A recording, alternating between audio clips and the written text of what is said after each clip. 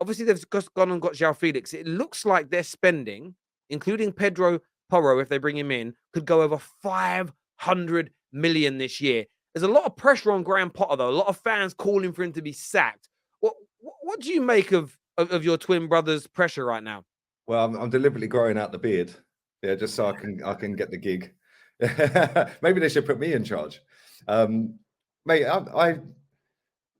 I find it funny because I commented on a post you put on Instagram the other day. You was like, "Yeah, Posh, it's a disgrace. He should be sacked or something." You put, yeah, and I was like, "Where was this energy when Arteta was sacked 15th for 5 games in a row when Tuchel was available?" You didn't reply. I don't think you even see it, right? But it's true. He's had no players of his own. He's gone in like Arteta did, come into a squad that had multiple players from different managers and all of that. Yeah, and Chelsea fans the other night when they got pumped up at Man City were singing Roman Abramovich and Thomas Tuchel's names all the way through the game. It's crazy. But if they give him what he wants, then I think he'll do all right. Because the style of play is there straight away. You know he's going to get a style of play once he gets his players. The players he's got. Terry, let's not forget as well, they've got 9 players out injured and 5 of them walk straight in the first 11. They're Reece James, Chilwell, Mount, Mendy, Sterling. They all walk straight in the first 11. So they've got players out injured, and it just goes to show that the players that are coming in are a load of rubbish. Yeah, Aubameyang don't even look like he wants to play football anymore. Yeah, he's probably regretting his life choice of going to Chelsea when he was in Barca. You've got Raheem Sterling, who's done next to nothing really since he's been there. Reece James is always injured. Mason Mount, decent player, but their fans hate him. Then you've got Koulibaly, who looks like a finished footballer. Their best defender's 30, 38, 37, whatever he is. Like, it's mad. Then you got Cucurella, who the manager obviously knows and has worked with, but he ain't been that great. He's been a lot better than some of their other players, but their midfield's the biggest issue. Jorginho, mate, why is he there? Like, honestly, why is he there? And then you've got Kovacic. I think Kovacic is an all right player, but mate, he's just a get the ball and give it to someone better type of player, isn't he? It's not going to drive forward. He's not going to spray balls over the defense. He's not going to pass the ball through the lines. He's like a better version of El Neni. He'll get the ball. Don't overcomplicate it. Just pass it to someone better, right? But that's all well and good if you've got better players around him. They ain't. Kante's out injured. Yeah, he's finished anyway. They're trying to offer him a new contract. What's that all about? Like, he was finished 2 years ago. Get rid of him. Yeah, and then their midfield's the biggest problem. And they should be, instead of going for Felix, they should be going out there getting midfielders. They should have got midfielders in the summer. But they need a proper defensive midfielder. They should be going and looking at Caicedo or, I don't know, somebody like McAllister, players like that. Yeah, both of them, funny enough, both at Brighton. Yeah, you're telling me he can't go and raid his old club? Well, yeah, listen, I get a lot of what you're saying. The Graham Potter situation, I totally get and understand. There are some. Listen, I've seen the messages. Even on the post, I've seen a few people write things like, "Let's get rid of this dumb Englishman," and I'm like, maybe your issue is that he's English. Some people, they've got a thing with English players, English managers. I put them aside. I don't really take their opinions too seriously. I get there's another percentage of Chelsea fans who still think that the early Roman era can repeat, where it's just spend money and the world will change overnight. I think that era is done because everybody has money now. You can't spend your way out of trouble by itself. You have to have a plan.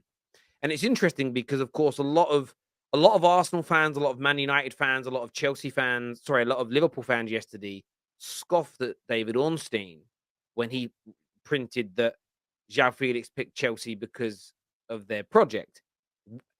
What project? I mean, my challenge would be more, well, he might not be there for the project because he's only there for 6 months. The whole what project? I'm thinking, let's not get twisted that they've spent nearly £400 million on established players. Chelsea have gone out and bought lots of players that are 22 years and under, lots of young up and coming talent. That isn't Roman's way of spending. Roman did buy young players. Of course he did. I mean, Chelsea invested in their academy more than anybody else, but it was more of a mechanism to make money on loans than it was to directly improve the first team. So they've already got a different approach. And it's going to take Graham Potter time to get this working. And one of the biggest things I would say is this: getting rid of dead wood is very hard when you take over mid-season. You have to have windows ahead of you. And I think that had Graham Potter come in at the beginning of June, I think 2 or 3, 4 of the players that are currently in your first team, some that you bought in the summer, Aubameyang as an example, and others that he inherited, may not be at this football club. They may not be here. He has just picked up an absolute mess. A mess that I think Todd Bowley and all the people he's employed have tried to improve. But if you actually look at the people that Chelsea have brought in to run the club, they come with such a pedigree. I just don't see how they're going to get this completely wrong in the medium to long term. And I think that right now, Chelsea fans are feeling the pain. I think Chelsea fans are feeling the bite. I think Chelsea fans are feeling embarrassed because of where they've sat for the last 2 decades, especially those young Chelsea fans that don't remember Chelsea as you and I do when they were a nothing club before anybody took them seriously. The latter 90s and early noughties, under, of course, the late, great Gianluca Vialli and co, when Rudulic came in, that was a good Chelsea team. But prior to that, Chelsea did nothing in English football for about 50 years. Cars parked around the stadium. Do you remember that? But Do you remember the sign? Save our bridge. Save the bridge. it was done. It was a dead club in that regard, in terms of conversations with the giant clubs. And I think Chelsea fans have got to, the expression I would use is keep your powder dry for a short period of time, relax, and things will start to get better. There were just mistakes made in the summer. And that's something we can all look back at as football fans and reflect on objectively and say, actually, allowing Tuchel to stay was the mistake. They should have just said, listen, your plans and our plans don't align. Let's move you on. And they should have brought Graham Potter in the summer, given him a pre-season, bought some, you only got to look at like Zachariah's recent inclusion. They're not winning games, but the difference, he's so much better than what they've been using. Some of those young players have been coming on as subs, and you think, well, they've got to start games because they actually want to be there. Aubameyang, for me, I don't think you should ever kick a ball for Chelsea again, because that man doesn't. He went there reluctantly. He went there to play for Tuchel. Tuchel's not there anymore. It's done. That's it. It's over. It's finished. I kind of feel like Ronaldo went to Man United, partly for the money, of course, the swan song of a return, but he knows and had a good deal of respect for Ollie. They were kind of friends to a degree. He says, like, I'll go and play for you. I guarantee you, if Ten Hag or Ralph would have been the managers in the summer, Ronaldo would have said no. It was the sort of Fergie connection effect, if that makes sense. And that isn't a reason to sign someone at a football club. It should be because they are the right person for the here and now and for the future. But yeah, look, it's an intriguing one for me what Chelsea are doing. And I think that Graham Potter, he is under pressure and he has to start winning some games soon. He has to. And the maddest thing is, I think for the first time, at least in my lifetime, it could be longer, Chelsea are actually behind the 2 other West London clubs in Brentford and Fulham. I don't remember the last time that happened. There's a lot of pressure. There's a lot of embarrassment. But they've got to stick with Graham Potter. They have to stick with him, because I think that if you're bored, switch again to another manager. And if they go for another manager that's nothing like Graham Potter, I would start to panic as a Chelsea fan. But they've got to give him this window, the summer window, and then next January window. 3 windows. If he ain't got his squad and playing and getting them up there, sack him. Give him a year. Yeah, 1 year, 3 windows. If he ain't doing it, sack him. At the very least, you've got to give him that. But I would be more worried as a Chelsea fan if you chopped and changed another manager, because it says there's no club plan. And when there is no club plan, that's when you worry. It's just like Man United at the moment. There was a great article that came out from Laurie Whitwell today, and it spoke about the improvements that Ten Hag has been able to get at the club. And I read it, and I'm just smiling reading it, because I'm like, this is what I've been asking for, a club-led plan.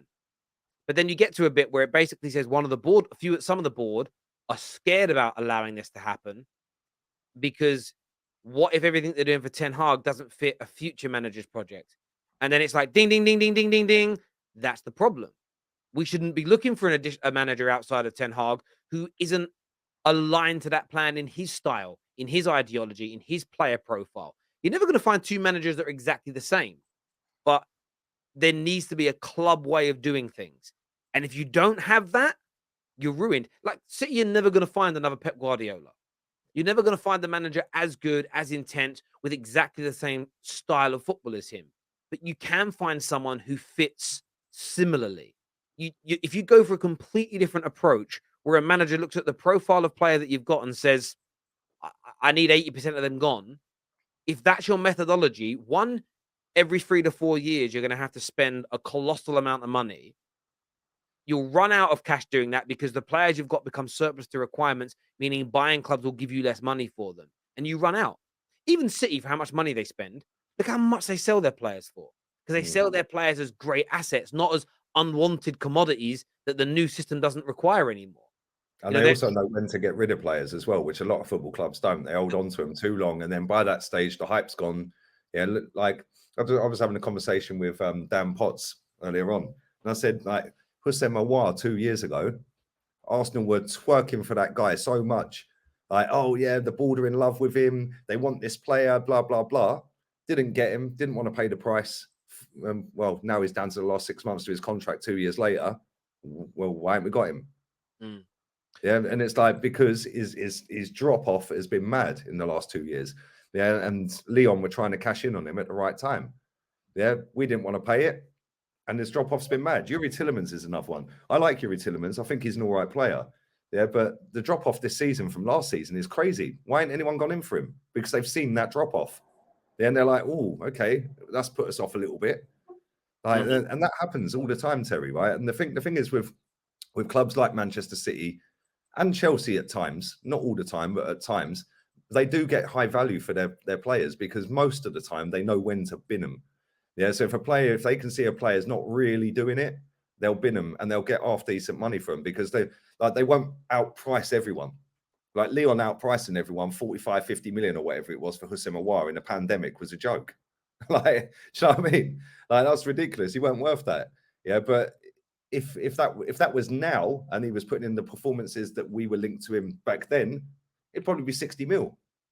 And Mate, that mate, club would go and pay it. mate, I totally understand. And the difficulty of these conversations is people understanding what I mean. And essentially what I break it down to is the club plan is key. You can't be going for when you switch managers, the ideology can't be hugely different. And I bet you'll find, like, and if it is, that's what's going to destroy things. So if Chelsea do get rid of Graham Potter, but they just go for a better version of Graham Potter, someone with a similar style approach, Eddie who's just, Howe. who's just yeah, who's just better at doing it, then there isn't so much a problem barring the compensation.